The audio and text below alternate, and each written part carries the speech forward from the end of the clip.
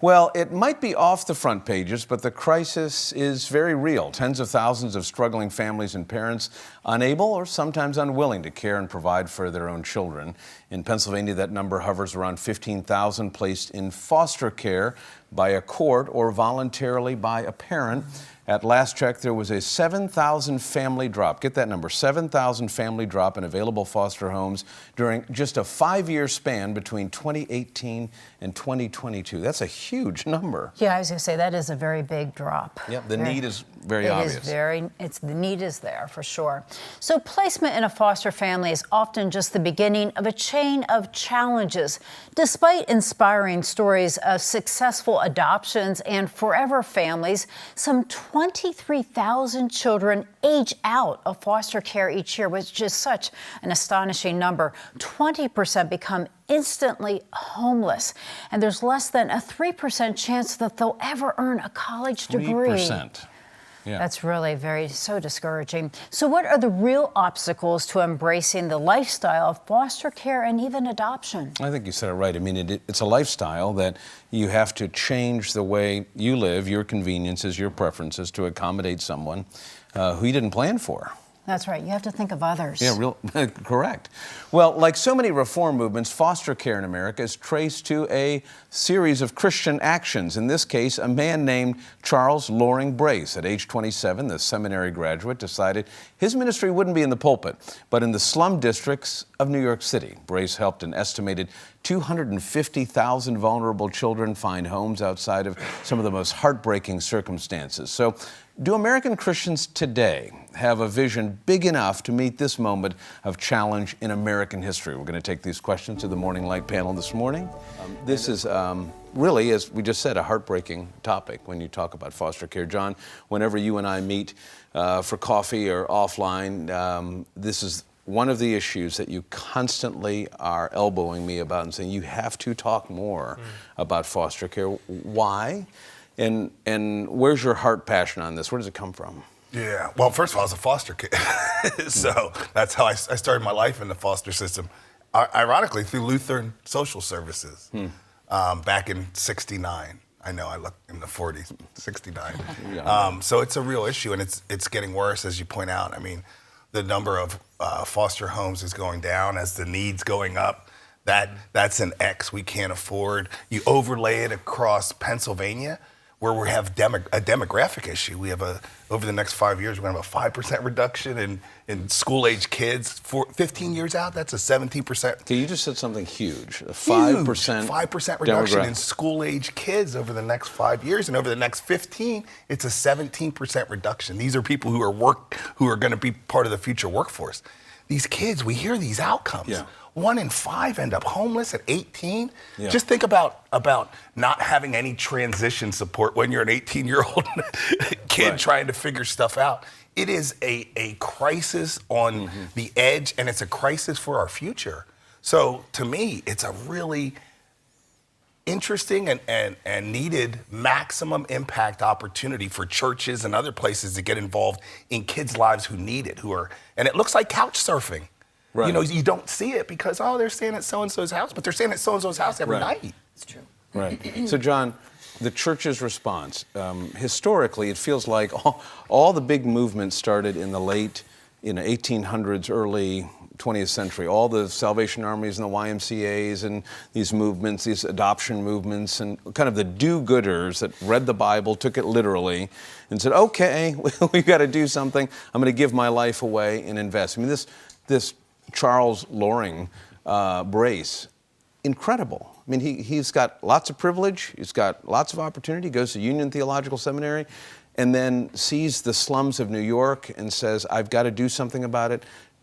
Is there anything remotely close to what they did back then in today? Is there an urgency? Do we get it, what John's talking about? Yeah, so in your opening line, when you said, do Christians today, does the church today have a big enough vision?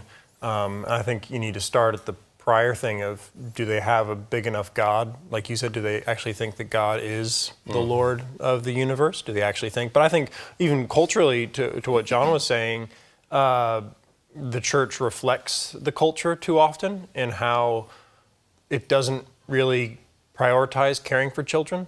Period. Doesn't let their needs, Not just their desire, not just foster, but again, when you have a lot of like muscle atrophy of just prioritizing doing the hard work of parenting. In general, hard. Yeah, parenting's hard on its own. So Yeah. then, when you have that step of like extra difficulty in doing the hard work of like fostering parenting or things like that, like you not only do you need to have kind of people working out in general in parenting, but also you need communities that will come around and support those families, because I would say seeing unmet foster needs and responding nothing is a detriment to Christian witness. What do you mean by that? I mean, as far as there's the amazing difficulty of doing foster parenting and things like that. Right. As far as lots of death to self, lots of self-sacrifice. But do we actually believe that a man died and rose again, and that kind of like benefit and beauty can come out of dying to yourself and opening up your home as a place of hospitality for the needy and vulnerable, and the need needs to be there, but then also the support around those who are feeling the need. Right. There are lots of practical steps and organizations that are, because I would push back when you say, doesn't it seem like everything happened in the late 1800s? Yeah. I'm like, yeah, you can see some pretty big things, but there are things going on today. But I think it's reflecting the culture too much instead of going against it. So what he's describing, you see, working in schools with families as a coach, educator, all these things. What do you think is happening to all of these children that are falling through the cracks or being ignored? And what's our view about parenting, the bigger picture of parenting? Yeah, well, parenting is hard. That's it.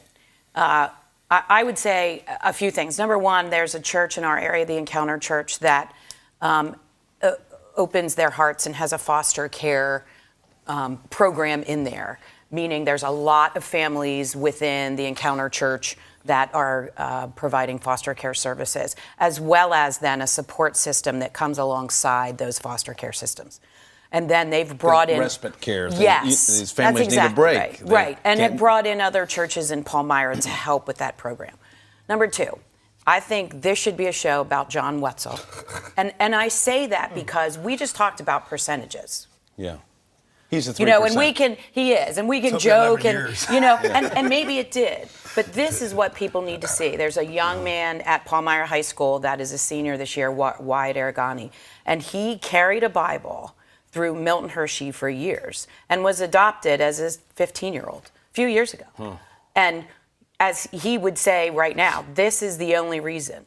That being said, the majority of kids that are in foster care, now you can correct me if I'm wrong, knowing the system certainly better, they wouldn't know whether or not they should carry a Bible or not, because they're more worried about, if I'm in this home, where am I going to go to school, and can I get 3 squares a day? Right.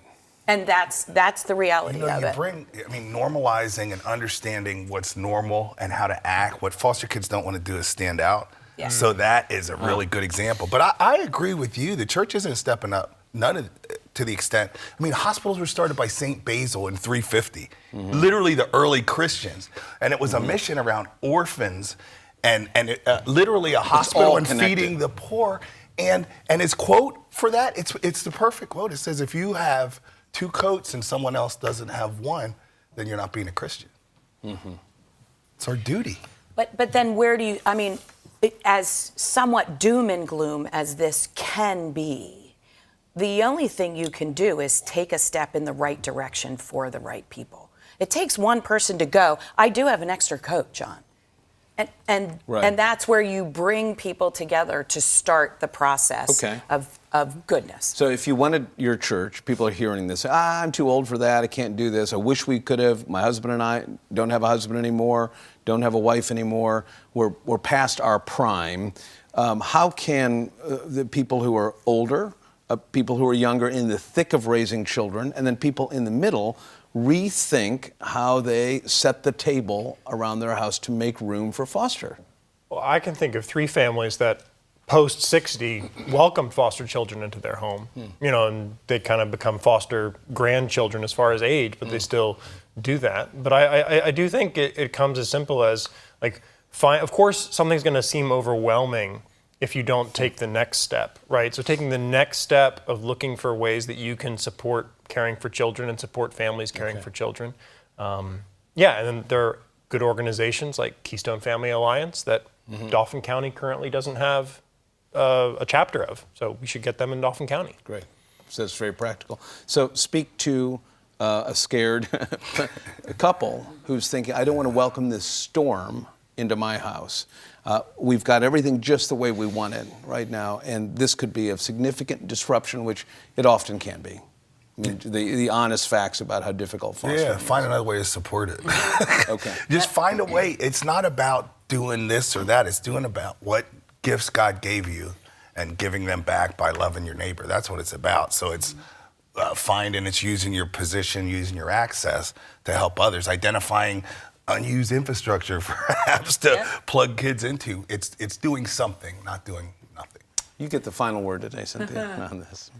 Yeah, without crying, I think John's exactly right. You may not be in a situation where you can take in a foster child, but a family out there that is providing services to a person in need, a child in need. So can you cook? Make them a meal. Can you provide an hour of service, respite service, so that couple can go and have dinner together? Right. And I'll be honest, come to the Palmyra Community Pool. And that's not a plug. That's provide an outing for someone else to give them an hour of respite care. Yeah, and give that child a hug. Yeah. John, thanks I'm glad that God made you one of the 3%, because it's made a difference for a lot of people. Barely. Yeah. Thank you all very, very much. Well, Charles Loring Brace came from a long line of pastors and judges and abolitionists, reformers who believed that faith without works was no faith at all, that to be a Christian meant to surrender fully to God's plan, period. What an incredible way to see life and see the mission and calling of a follower of Jesus. So in his 20s, Mr. Brace began his work in the slums, to the alleys, to the afflicted ones, especially the children of New York City. And what he saw there would break his heart and the hearts of tens of thousands of believers around the country. He saw the arrival of Christ beyond the gift of the gospel. He saw Jesus as the declaration that orphans and the handicapped and the discarded babies and children, the chronically ill, now had dignity and worth. He saw that the arrival of Jesus changed everything, and it changed the way that you and I as Christians should see the needs of the world around us. This is what he wrote in an autobiography. He says, Christ has indeed given a new value to the poorest and the most despised human being. Adoption, foster care, respite care. We talked about that on the panel today. All of these are extensions of a mission that began over 2,000 years ago and continues through the selfless, heroic deeds of neighbors like you and me. That's what the church is, isn't it? Here at Morning Light, we thank God for people like you who are doing that incredible work. For Deborah and the entire Morning Light team, I'm Jeff Coleman. Thanks for watching. Go check on your neighbors this weekend, and God willing, we'll see you back here Monday morning.